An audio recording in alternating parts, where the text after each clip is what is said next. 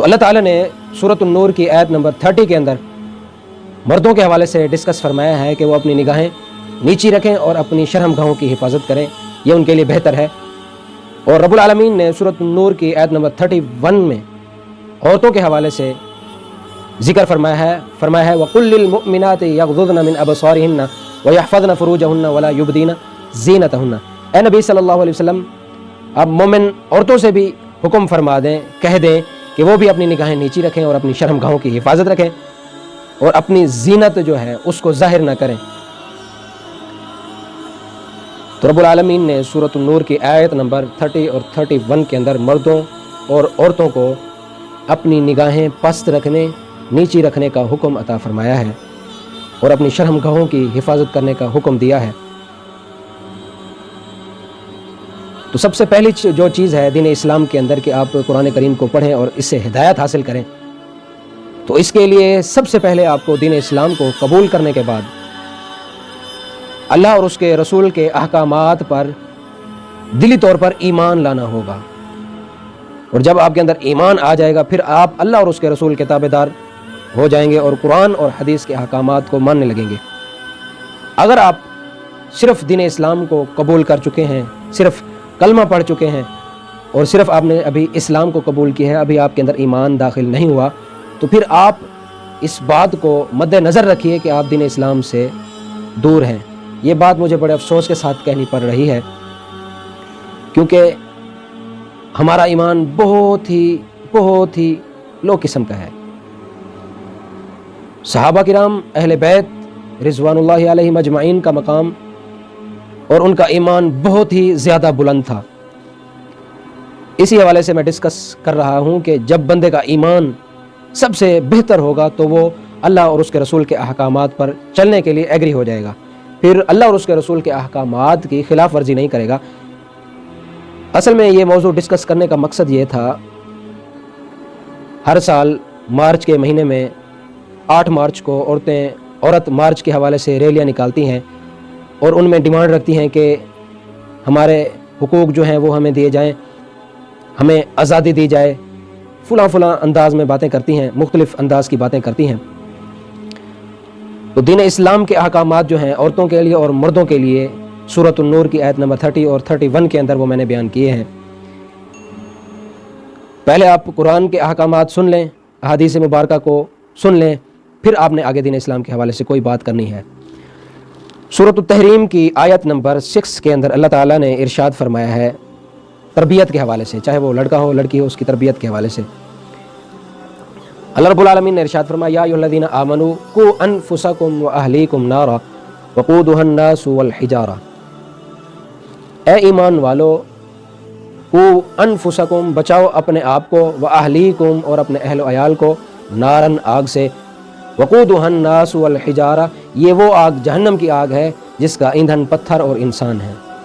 علیہا ملائکۃ غلاظ شداد، اللہ تعالیٰ فرماتے ہیں اس آگ کے لیے جو ہم نے فرشتے مقرر کیے ہیں وہ بہت سخت ہیں، کسی پر رحم کھانے والے نہیں ہیں۔ لا یعصون اللہ ما امرہم، وہ اللہ تعالیٰ کے حکم کی خلاف ورزی نہیں کرتے، ویفعلون ما یؤمرون، اور ان کو جو حکم دیا جاتا ہے وہ اس کو بجا لاتے ہیں، وہ اس کو کرتے ہیں۔ تو اللہ تعالیٰ فرماتے ہیں کہ آپ اپنے اہل و عیال کو اور اپنے آپ کو جہنم کی آگ سے بچائیں۔ تو بھائی جہنم کی آگ سے بچنے کا طریقہ کار یہ ہے کہ آپ، میں اور سب مسلمان مخلص ہو کر قرآن اور حدیث کو صحیح طریقے سے مانیں اور اس پر عمل کریں، تو پھر سے ہماری جو زندگی ہے نا ایک نیا موڑ لے گی اور سب سے بہتر گزرے گی دین اسلام کے لحاظ سے۔ جہنم کی آگ سے کیسے بچانا ہے؟ سب سے پہلے خود دین اسلام کے اوپر عمل کرنا ہے، پھر اپنی اولاد کو دین اسلام کے بارے میں بتانا ہے۔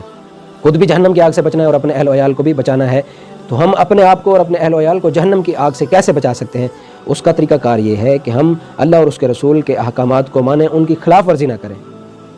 جس کام کو کرنے کا اللہ اور اس کے رسول نے حکم دیا ہے اس کو کریں، جس کام کو کرنے کا اللہ اور اس کے رسول نے حکم نہیں دیا اس سے ہٹ جائیں۔ کچھ ہماری بہنیں عورت مارچ کے اندر اس بات کا دعویٰ کرتی ہیں کہ ہمیں آزادی چاہیے، اصل میں وہ چاہتی ہیں کہ ہمیں دین اسلام سے آزادی چاہیے، ہم دین اسلام سے دور ہو جائیں، ہمیں دین اسلام کے احکامات نہ بتائے جائیں، ہم عمل نہیں کر سکتی۔ تو یہ ان کے دعوے ہیں، یہ ان کے نعرے ہیں۔ اللہ تعالیٰ نے سورۃ الاحزاب کی آیت نمبر 59 یعنی 59 کے اندر ارشاد فرمایا ہے، یا ایھا النبی، اے نبی صلی اللہ علیہ وسلم، کل ازواجک، اپنی بیویوں سے کہہ دیجئے، وبناتک، اور اپنی بیٹیوں سے، ونساء المؤمنین، اور مومنین کی عورتوں سے فرما دیجئے، یدنین علیہن من جلابیبہن، وہ اپنے اوپر اپنی چادریں، اپنی اوڑھنیاں، اپنے برقعے اوڑھ لیں۔ تو اللہ تعالیٰ نے سورۃ احزاب کی آیت نمبر 59 کے اندر پردے کے احکام و مسائل کے بارے میں ارشاد فرمایا ہے اور پردے کا حکم دیا ہے کہ اے نبی صلی اللہ علیہ وسلم، آپ اپنی بیویوں سے، اپنی بیٹیوں سے اور تمام مومنین کی عورتوں سے یہ حکم فرما دیجئے کہ وہ اپنی اوڑھنیاں، اپنی چادریں اپنے جسم پر اوڑھ لیں۔ یہ رب العالمین کی طرف سے اسپیشلی طور پر حکم ہے۔ جو عورتیں ہماری بہنیں کہتی ہیں کہ ہم سروں پر دوپٹہ نہیں پہنیں گی، کسی نے ہمارا کچھ بگاڑنا ہے تو بگاڑ لے،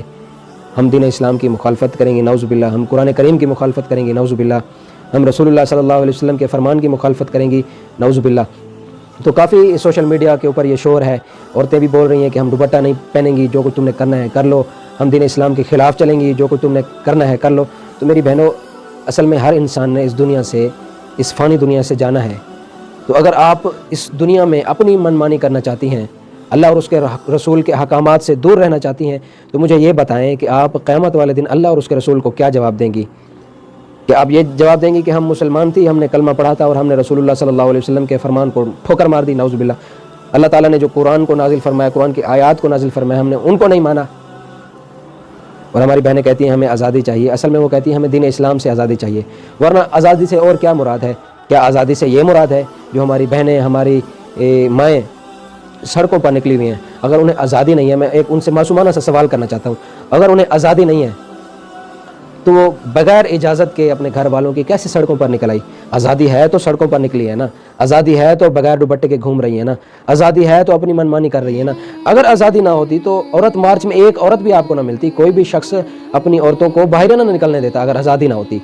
تو یہ کہتی ہیں ہمیں آزادی چاہیے۔ آزادی کی اصل حقدار تو وہ عورتیں ہیں جو کشمیر کے اندر دبی ہوئی ہیں، فلسطین کے اندر، شام کے اندر دبی ہوئی ہیں، جو بار بار اس بات کا دعویٰ کرتی ہیں یا اللہ ہمیں ظالموں سے نجات عطا فرما، ہمیں آزادی عطا فرما پروردگار، وہ دعائیں کرتی ہیں۔ تو تم تو میری بہنوں شکر مناؤ، تم پاکستان میں ایک ایسے امن والے ملک کے اندر رہ رہی ہو جہاں تمہیں کوئی تکلیف، کوئی مصیبت کا سامنا نہیں کرنا پڑتا، پھر بھی تم کہتی ہو کہ تمہیں آزادی چاہیے، تو تم سراسر دین اسلام کی مخالفت کر رہی ہو۔ تو سورۃ احزاب آیت نمبر 59 کے اندر اللہ تعالیٰ فرماتے ہیں، اے نبی صلی اللہ علیہ وسلم، اپنی بیویوں سے، اپنی بیٹیوں سے اور تمام مومنین کی عورتوں سے حکم فرما دیجئے کہ وہ پردہ کریں۔